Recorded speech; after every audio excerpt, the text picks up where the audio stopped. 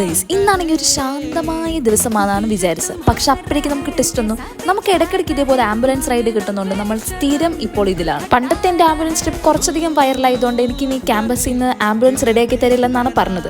പക്ഷെ എൻ്റെ കൂടെ വന്നത് ഇതുപോലത്തെ കനം ടീംസ് ആയതുകൊണ്ട് പേഷ്യന്റ് ഫ്രണ്ടിൽ ഇരിക്കുമ്പോൾ കടക്കാനുള്ള ആംബുലൻസ് നിങ്ങൾ ആരും കാണാതെ പോവില്ല. അങ്ങനെ അറ്റ്ലീസ്റ്റ് നമ്മൾ നമ്മുടെ ഹോസ്പിറ്റലിലെത്തി. പിന്നെ വന്നു കഴിഞ്ഞാൽ ഇവിടുത്തെ കാര്യങ്ങളൊന്നും പറയാനല്ലോ. വളരെയധികം ഫെസിലിറ്റീസ് ഉള്ള ഒരു സൂപ്പർ സ്പെഷ്യാലിറ്റി ഹോസ്പിറ്റലാണ് നമ്മുടെ രാജരാജേശ്വരി. അതുകൊണ്ട് നമുക്ക് പെട്ടെന്ന് തന്നെ മരുന്നൊക്കെ റെഡി നമ്മൾ നേരെ ഇവിടെ നിന്ന് പുറത്തിറങ്ങി. അതിന് നമ്മൾ നേരെ ഹോസ്റ്റലിലേക്ക് കയറി. കാരണം നമുക്ക് ഒടുക്കത്തെ ക്ഷീണമാണ്. അതിന്റെ പേരിൽ നമ്മൾ നന്നായി ഫുഡ് വാങ്ങി കഴിച്ചു.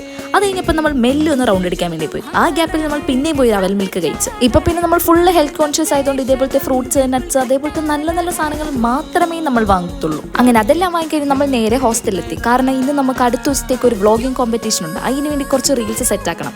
കണ്ടന്റ് ഉണ്ടാക്കുന്നതോ കഷ്ടപ്പാട്, അതുപോരാണ്ട് ഇതെല്ലാം അഭിനയിച്ച് കൂട്ടണം. പിന്നെ പണ്ട് ഇതൊന്നും നമുക്ക് വിഷയമില്ലാത്തതുകൊണ്ട് നമ്മൾ റെഡിയാക്കി. അപ്പം സെറ്റ്.